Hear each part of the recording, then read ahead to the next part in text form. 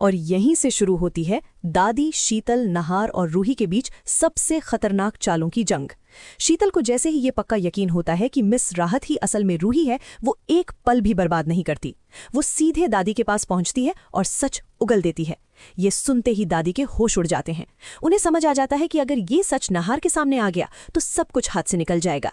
इसी डर में दादी और शीतल मिलकर नहार और रूही के खिलाफ सबसे बड़ी साजिश रचने का फैसला करती हैं।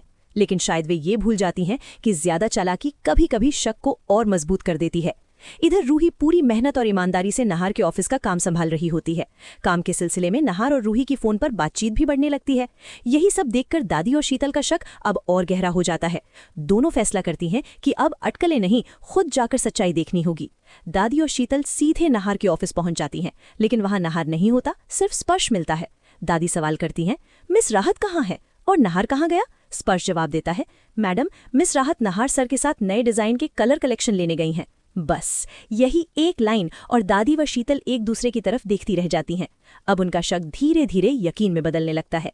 लेकिन असली ट्विस्ट यहाँ है दोस्तों, अब तक नहार को यह एहसास नहीं होता कि राहत ही उसकी रूही है। उसी वक्त स्पर्श रूही को कॉल करता है। रूही फोन उठाती है और बात करने लगती है और नहार ये सब देख लेता है। नहार के दिल में एक अजीब सी जलन उठती है। वो खुद से सवाल करता है, स्पर्श और राहत इतने करीब क्यों हैं और मुझे ये सब इतना बुरा क्यों लग रहा है?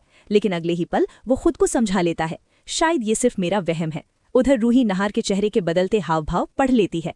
वो मन ही मन मुस्कुराकर सोचती है, नहार जी, आपको आज भी मेरे प्यार का एहसास है। और उसी पल रूही स्पर्श का कॉल काट देती है।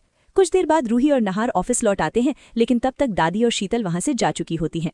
अब नहार के मन में भी एक सवाल घर करने लगता है कि दादी और शीतल बार बार ऑफिस क्यों आ रही हैं और मिस राहत में उन्हें इतनी दिलचस्पी क्यों है? और यहीं से कहानी एक नए मोड़ पर आ जाती है।